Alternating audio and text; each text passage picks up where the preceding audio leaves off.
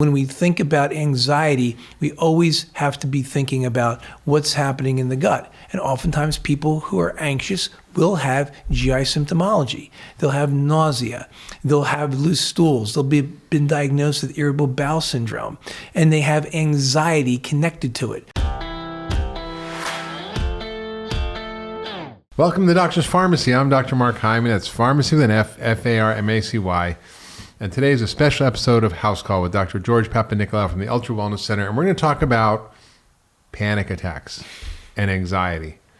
This is the age of anxiety. In the last year, have felt more anxiety and stress than I have felt in a long time, given the state of the world and the state of affairs in our environment, with our health, with our economy, with COVID, with the political situation, whatever side you're on, it's kind of crazy. And it creates a lot of stress. And on top of that, so many Americans suffer from trauma in their childhood. We call this adverse childhood experiences, growing up in dysfunctional homes, growing up in abusive homes, growing up with alcoholics or in drug abuse.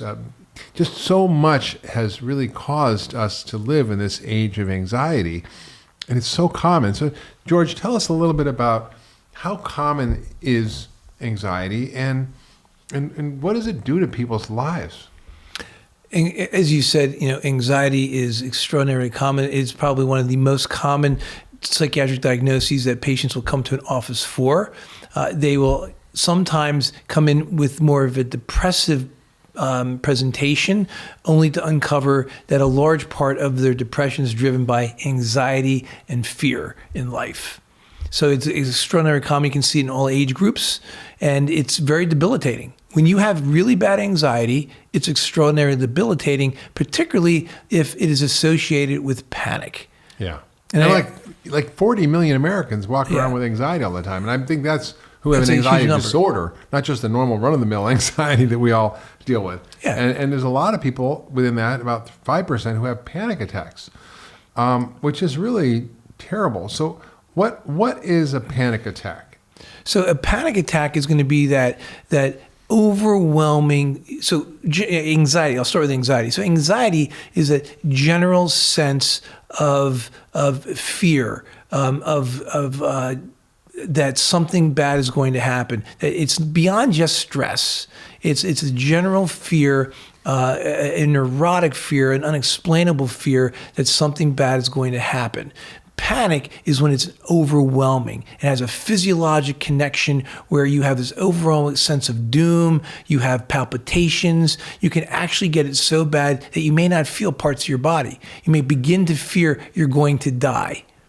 So you get anxiety, numbness, tingling, palpitations, shortness of breath, sweating, your heart's racing, chest pain, pressure, feel like you're going to die. All of which I had in 1987, right before my neuropathology test in med school. Wow. My wife and I were living in Overbrook, and I woke up in the middle of the night. I couldn't feel the entire left side of my body. I was sweating. I was short of breath. I was in a complete panic. I said, honey, I'm going to die. You got to get me to the emergency room. She drove me to the emergency room of my medical school. Oh, my goodness. That was so embarrassing. I bet. Well, this is not that uncommon. Dan Harris, who's a really well-known journalist and TV journalist who's on 2020 and Dateline and was on NBC and the Today Show, and he literally on live television in front of 5 million people had a full-blown panic attack. And he eventually figured it out and learned about meditation and wrote a book called 10% Happier. And he's got a podcast, 10% Happier. I've been on his podcast and he's been on mine. And it's incredible how powerful these sensations and feelings can be that disrupt your life. But there are ways to fix them, right? Yes. And so what does a typical doctor do when someone comes in with a panic attack or anxiety disorder? What do we say in medicine to do? Yeah. So when you have 10 minutes to see a patient and you have caseload of 28 more patients to see, and they say they have anxiety, that to you is a way to catch up. You give them a pill, you tell them to go find a therapist, and you tell them to follow up in 3 months. That's typically what happens. So they get primary care. They get They'll Ativan or get an anxiolytic, People commonly know them as Klonopin, Ativan. These are like sedatives. These are sedatives, right? It's sedative. Essentially. It's like Valium, right? And Buspar, which is a non-benzodiazepine anxiolytic. It's a different category. But then they also throw at them a lot of antidepressants, right? Yeah. So the usual like Prozac, Paxil, Effexor, all these things that are treating these symptoms. The symptoms. So they're just affecting your brain chemistry without dealing with the cause, right? Exactly. And then they have side effects. I mean, the benzodiazepines are highly addictive, like Valium. They can lead to dementia. They cause cognitive impairment. The antidepressants can lead to weight gain and libido issues and all kinds of problems. So it's not like a free ride. No, absolutely not. We end up having to deal. The biggest fear I ever have of patients being prescribed those are the side effects, the increased tolerance. Then you have to take more, and then you have to take even more because you get this increased tolerance in order to control your anxiety. And then you can't sleep. And now you're having difficulties because they disrupt your sleep, they disrupt your cognition during the day, and now you have to come off of those, and they're extraordinarily difficult to wean off of. So it becomes a real dangerous area. They don't even work that great, only between 15 and 45% of the time. And the other thing, I have a patient last night I was seeing yesterday, and she's on Ativan, she's on Buspar, she's on the antidepressants, and she's still anxious. I mean, it's not like it fixes the problem. It's like if you have a broken ankle and you take enough pain medication, you might not feel it as bad, but the problem is still there. Right. So, I think from a functional medicine perspective, how do we approach this? Because I was going to sort of share a little case study, and then we're going to sort of go into how we really think through this. But I just remember this patient of mine who was just hard driving, sort of late 40s, Wall Street executive, and he'd just work hard all day, didn't have time to eat, eat very late at night, drink a lot, go to bed, wake up and do the whole thing again. And every day about 4 o'clock, he'd have this massive panic attack. He thought he was having a heart attack, palpitations, sweating, feeling he was going to die, short of breath, the usual. And I just sort of asked him about his lifestyle. I said, "What do you do?" Well, I do this and the whole thing. And I eat so late, and I'm like not even hungry in the morning when I wake up, so I just don't eat until 4 o'clock. And then I get these panic attacks.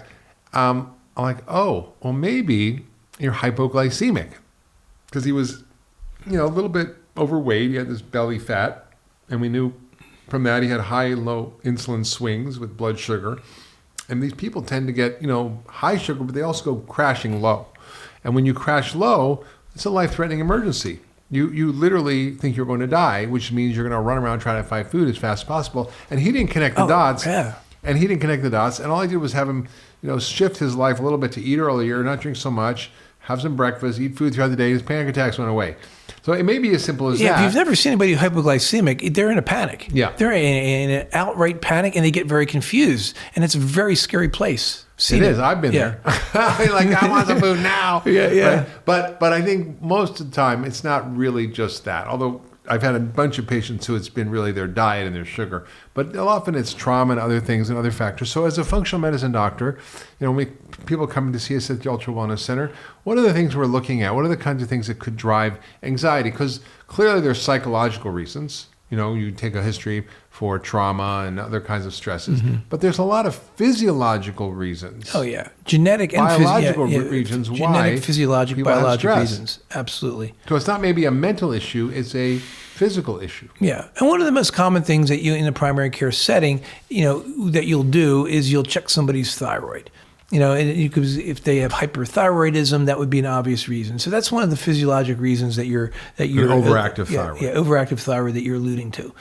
But there are a whole host of other reasons that people can have them. A woman that might be estrogen dominant. So estrogen dominance is essentially when you can have normal estrogen and progesterone levels, but your estrogen relative to your progesterone is much higher. And that can be there for several reasons. It can be your baseline physiology, but it can also be impacted by the foods you eat, the cosmetics you put on your face, and the other possible what we call xenoestrogens that you come in contact with in your day-to-day activities, because they're everywhere.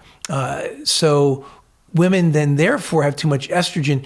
Estrogen impacts your stress hormone cortisol. And so that is the hormone that you really need to have a good modulation of your stress. So women who have estrogen dominance can tend to have anxiety, and they don't know where it's coming from. So I look for estrogen dominance as a possible cause. Yeah, so we know hormonal imbalances, and that's why PMS and other things are well known to cause irritability and anxiety and mood issues. So it can be hormonal like that. Yeah, and so then I'll also look for other possibilities. There are physiologic things like something called casomorphins and gluteomorphins. So that's how you break down your dairy products like milk and how you break down gluten. You make these peptides, which are small proteins, and these particular peptides can pass your blood-brain barrier, and they can actually affect your brain in such a way they can cause depression, anxiety, loss of focus, agitation, and irritability. So we can look for those. Those are tests that functional medicine doctors do. Wait. So you're saying that there are, when you're digesting dairy and gluten, it doesn't get completely digested properly, and it forms these little psychoactive molecules that go to your brain and mess with your head. Wow. And we can measure those byproducts in the urine to see if you are making those. And you see this a lot in autistic kids, but you can see in other people too. Absolutely, I see it in adults. I see a lot of autistic kids, and it's one of my primary tests that I look for, and often addressing those issues are helpful. But I started doing it with adults, and I find it very frequently that they have casomorphin and gluteomorphin issues. And there's another test that we do called cryptopyrrole test. So when you break down iron in your body, which you need to do when it's done doing its job, you're going to create a byproduct called cryptopyrrole. Cryptopyrrole in and of itself is benign, but it takes out B6 and zinc. And B6 and zinc are critical to your brain function and managing and metabolizing your neurotransmitters. So if you make too many cryptopyrroles, you're going to be deficient in B6 and zinc, and the best way to measure that is intracellularly using RBCs, your red blood cells, not just serum. And so it can be very hard to determine if you're really zinc and B6 deficient. And so that's another reason why a person can be anxious and not even know it. And and it's something that's reversible. That's right. And I think one of the things that you're sort of hinting at that I want you to speak directly to is a lot of these things cause inflammation. And what we're learning now is that when the brain is not working, whether it's depression, anxiety, ADD, autism, dementia, and I could go on, it's usually inflammation. And inflammation, the brain doesn't feel like a sore throat or a swollen ankle. It actually creates all these psychiatric symptoms that we then kind of mislabel as emotional or psychological, but are actually physiological. And when I see it every day in practice, every day at least one of my patients comes in and they have inflammation of the brain. And how do I know it? It's because they have inflammation in their gut. And we know that there's a very strong gut-brain connection. So when we think about anxiety, we always have to be thinking about what's happening in the gut. And oftentimes people who are anxious will have GI symptomology. They'll have nausea. They'll have loose stools. They'll been diagnosed with irritable bowel syndrome. And they have anxiety connected to it. So if you're anxious and you have GI symptoms, most certainly, if it's a diarrhea, constipation picture where you're rotating between the two, sometimes having irregular bowel movements, it's going to be called IBS, and you're just going to, you're going to be treated, very just symptoms only for both of those conditions when they're really connected, and by altering the gut microbiome, by changing your diet and adding in foods that will enhance a normal, balanced, functioning, non-inflamed gut, we can actually improve your anxiety as well. Okay, what you just said was pretty radical here, right? Yeah. That we used to think when we went to medical school, we were taught that people with irritable bowel syndrome, it was caused because they were emotionally unstable. Yeah. That they were anxious and they had emotional issues. And that's what was causing the irritable bowel. What you're saying is the opposite. What you're saying is that we've learned now, and this is well-documented science, we've learned now that if you have irritable bowel syndrome, meaning you have bad bugs in your gut, you have inflammation in your gut, you have leaky gut, you have food sensitivities, that this causes inflammation in the brain. So that basically an irritable bowel causes an irritable brain. And that is actually the direction of the problem. And yes, of course, if you're stressed, you can, have gut issues too, because it's a bidirectional system.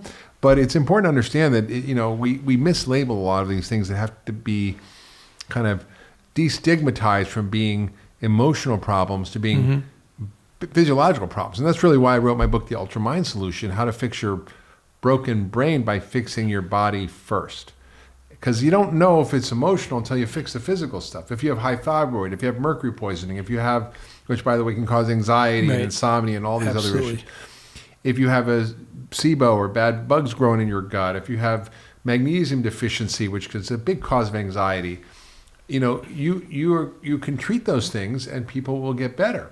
And from a functional medicine perspective, we're looking at all these issues. So when you go to the psychiatrist, they go, let me measure your vitamin D. Let me measure your magnesium. Let me measure your fish oil. Let me look at your poop. Let me look at your heavy metal levels. Let me look at your hormones. They don't do any of that. They go, no, here's your Ativan.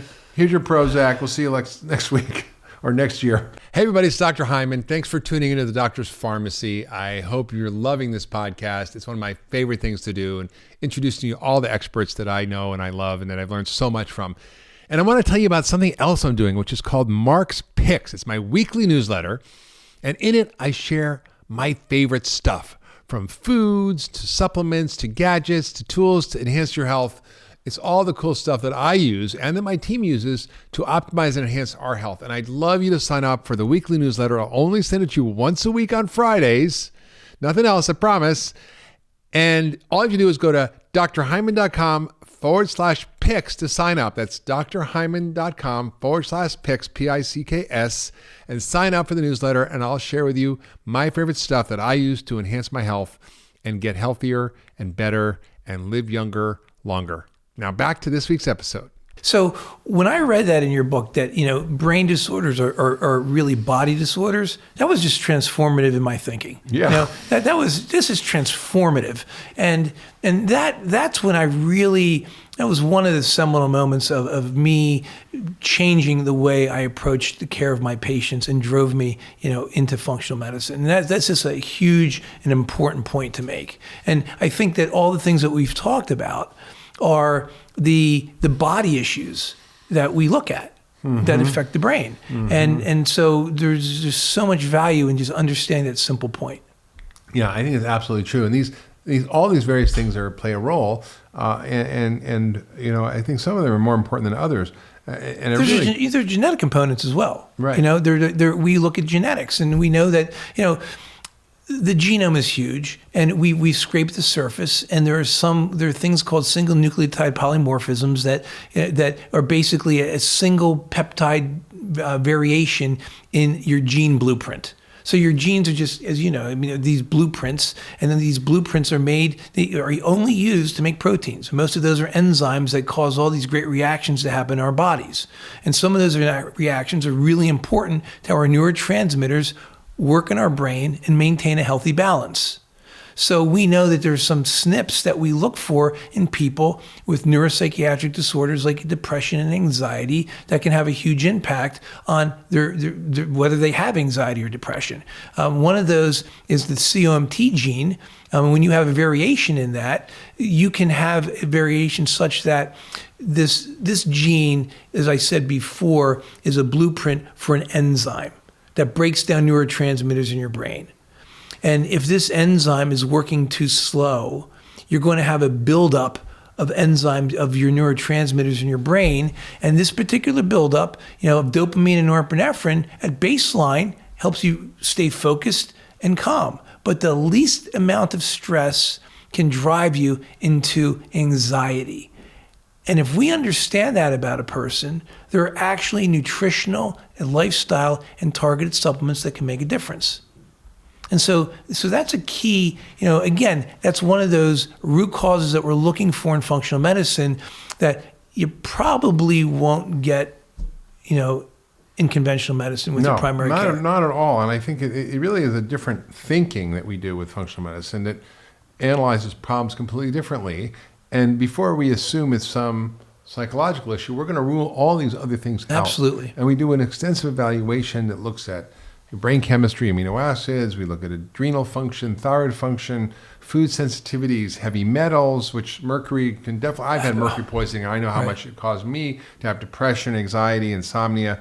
We look at nutritional levels like magnesium. Magnesium is so important. We look at the gut and the stool test. Hormone balance in women is huge. Hormone balance. So we really do a very comprehensive view. And it's amazing. That's actually why I wrote the book, The Ultramind Solution, was I wasn't thinking about all this stuff, but I was treating people with all these issues. I had gut issues, or I have this issue, a hormone issue, or I got heavy metals. And then they say, oh God, Dr. Hyman, my panic attacks are gone. My anxiety's gone. My depression's gone. My bipolar disease. I'm like, what? Really? And then I was like, wait a minute. There's something here that the brain is actually responding to all these other things that are happening that we are completely ignoring. And that's the beauty of functional medicine. Magnesium is so important because it's the relaxation mineral. And I think 40+% of Americans are low. Deficient. And if we drink alcohol, if we have coffee, if we don't eat enough magnesium-containing foods, like if we take acid nuts and blockers, seeds, acid-blocking drugs for heartburn, nuts and seeds, and all these things, we don't get enough of these in our diet, and we don't actually get the benefits of this important mineral, which we all need a lot of to function well. And so that alone can be hugely effective. So let's talk about what you would do with a patient after you sort of got all this. What's the general approach that we have with anxiety? And maybe you can talk a little bit about,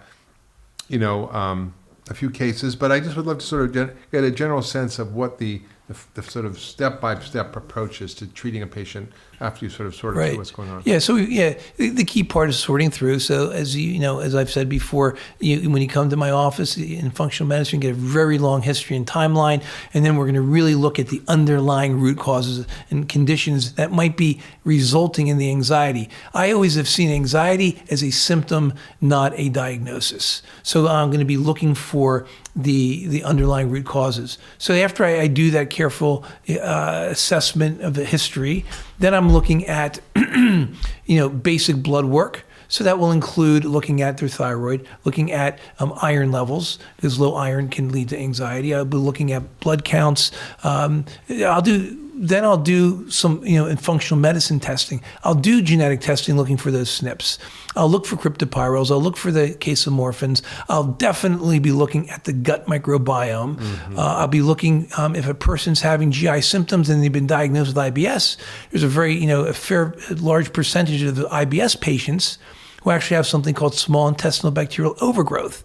And that can be associated with anxiety and depression and fatigue and irritability. So we'll check for SIBO in part of their complete diagnostic stool evaluation and microbiome evaluation.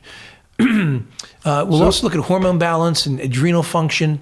You look at all that stuff, and you take this patient and you sort through, and you're going to treat all these things separately. But what's a general place to start in terms of diet, lifestyle, supplements that seems to sort of help as a basic foundation? Because all those things have to be built on a foundation. Like if you're detoxifying somebody or balancing their hormones, you're really starting with the foundation of lifestyle. And there's a lot of really simple things that people do that can really work. Oh, yeah. So I encourage people to listen carefully because there's things you can do without even having to go through all this. Yeah, I think the first place you really look is the diet. Right, and the diet. Food is medicine. Food is medicine. It's the end of your fork, and we got to go there. And I have patients that come in to me and tell me, I eat a great diet. But then we do a real deep dive into their diet, and it's not great. They don't realize that, not eating organically or not paying attention to the fact that you're eating GMO foods that are altering your gut microbiome, that you're getting glyphosate in the grains that you're eating. GMOs and glyphosate are microbiome busters. And so right there, I know you're going to have a broken and imbalanced microbiome that could be impacting your brain. Why? Because 70% to 90% of your serotonin, which is a mood stabilizer in your brain, is actually made by gut bugs. And so we go there. So nutrition is going to affect your gut microbiome. And what kind of nutrition? So we got to get out the processed foods. We got to get out the sugars, as main things. We go after dairy. We go after gluten. Those are really common inflammatory foods that will affect your brain. And you get rid of all the stimulants, because all things that could cause anxiety. Caffeine, nicotine, vaping. I mean, those are lifestyle things. I mean, I just went down that path for a second, but yeah, exactly. So where would you start out on the nutrition stuff? So nutritionally, I really drive people to a vegetable-based diet with, whole foods, fish. But on the supplements. Supplements? Yeah, what do you think of nutritional supplements? So nutritional supplements, one of the first nutritional supplements I will actually think about using is vitamin D, because a lot of people are very low on their vitamin D. And vitamin D is definitely linked to depression and anxiety, and you have to make sure their vitamin D levels are high. I like fish oil. Fish oil is very important for the brain. It has EPA, DHA. Both are very vital to neuronal function and maintaining health of your brain. They've been shown to improve people with ADHD, their anxiety, and their inattention can improve when they have high doses of fish oil. So vitamin D, omegas, magnesium is definitely in my top three. Yeah. So magnesium is very important for relaxation and de-excitation in the brain. I'll use something called GABA.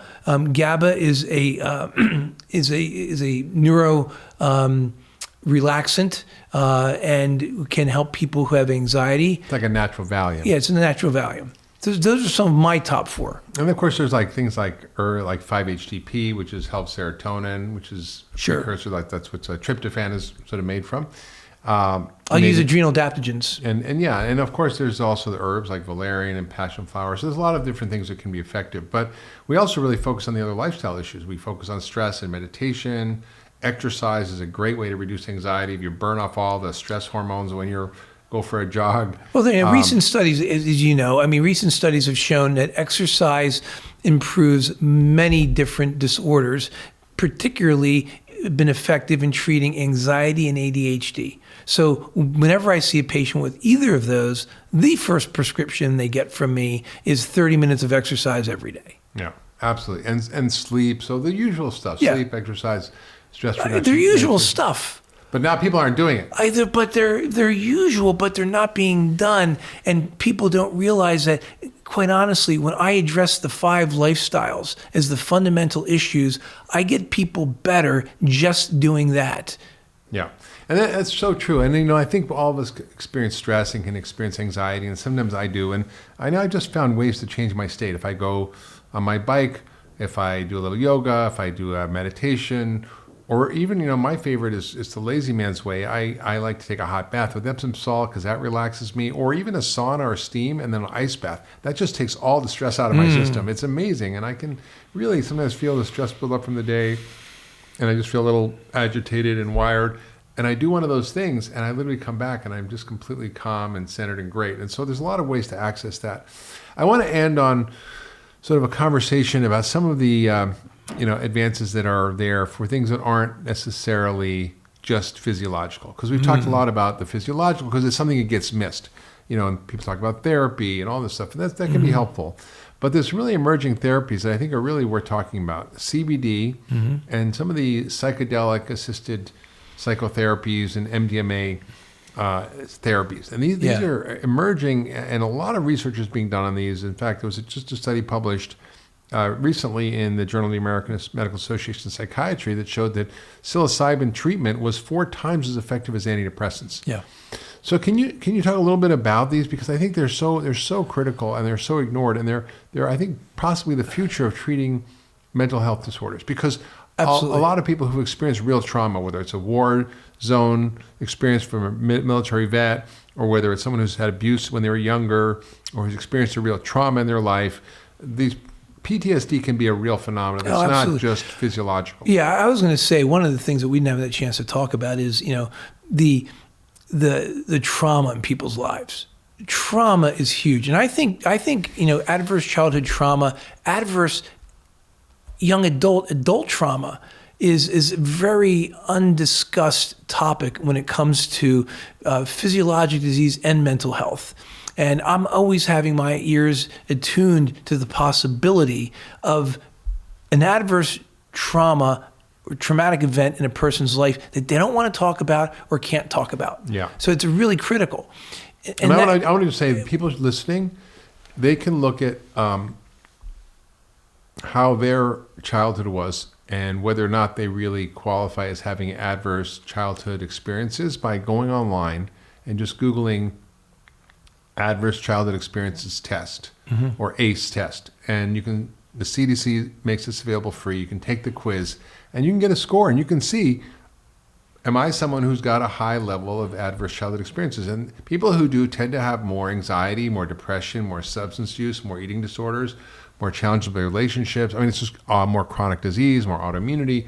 And I think it's really important to understand this because if you have this, then it really is important for you to take control and take initiative to actually deal with this systematically. It's really critical, and we didn't make that point. And before we get to the psilocybin and CBD, people need to know that PTSD is different than anxiety and depression, and it's treated differently. And you have to go to a specialist type of therapist to help you work through that. And there are not drugs that are effective at treating that.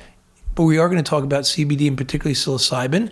But there are other therapeutic interventions like EMDR, which is eye movement dysregulation and hypersensitivity retraining, which basically is going to tap into the healing powers of the brain to help a person begin to make connections with their trauma and begin to heal.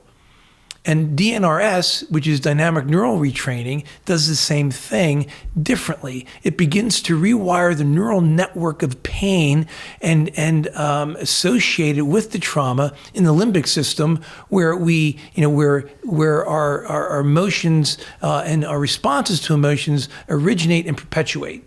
And so there are definitely therapeutic interventions beyond the typical that we have now that you wouldn't have had in the past. So EMDR can be effective. Right. There's also transcranial magnetic stimulation, which is using magnets to change the frequency of the brain, and that can also seem to help with PTSD. Right. So there's a lot of options for people. But now to the really cool thing that you brought up was the CBD and the psilocybin, and Michael Pollan's book, How to Change Your Brain. I think you've actually interviewed him here on your podcast. How to Change Your Mind. How to Change Your Mind. Yeah, which has been on the podcast. So you can listen more about his approach on that. And he in that book, he outlines the history of psilocybin since it was discovered by Albert Hoffman, and in LSD, but more recently, it's now being approved for research. It's being approved for use in people with anxiety, post-traumatic stress disorder, and depression. And it's being found that when people take guided psilocybin trips, they can begin to rewire how their brains work. They can begin to reconcile past trauma. And when they come out of their trip, the studies have shown that their anxiety and their depression, their sense of fulfillment and happiness has increased, and it's maintained over a long period of time. That's right. After one trip. It's pretty amazing after one treatment. It's not like you take the drug for the rest of your life like all these other drugs. So I encourage you to explore this. There's a website called MAPS, which is psychedelic research that is being done around the country and around the world. And I think there's some states that have decriminalized psilocybin. There's some states that have approved it for therapy, like Oregon. So I think we're on the verge of a real breakthrough in psychiatric treatment, particularly for people with real trauma and PTSD. So if you've been listening to this podcast, there's a lot of information here about the real causes of anxiety, PTSD, and mental illness in general, things you probably haven't heard about from your doctor. All the variable things that we discussed, from hormones to toxins to the gut to nutritional status, and our diet and our inflammation in our brain, and how all these can be addressed through a very comprehensive functional medicine approach. And how if that really isn't enough, there are all these other options, whether it's transcranial magnetic stimulation, EMDR, psilocybin-assisted therapy, or even things like CBD oil, which is safe and it's not illegal. It's a derivative of the marijuana plant. Huge benefits with my patients with anxiety. Yeah. So I think this is sort of a new age of psychiatry now, which is very exciting because the old one was pretty bad. And I'm just so thrilled that at the Ultra Wellness Center here in Lenox, Massachusetts, we get to use these advanced approaches to really help so many patients with treatment for problems that they've struggled with for a long time and haven't gotten solutions. So, George, thank you for what you do here. Thank you for your work and caring so well for all our patients. And if you love this podcast, the House Call special edition of the Doctor's Pharmacy, please share with your friends and family. I know a lot of people want to hear this. And also subscribe wherever you get your podcast. Leave a comment how you've maybe had to handle your anxiety issues, what's worked for you, what hasn't. If you have PTSD, what you've learned about it, and we'd love to hear from you. And if you like this podcast, again, keep listening because we're going to be here next week for another episode of the Doctor's Pharmacy. Great talk, Mark.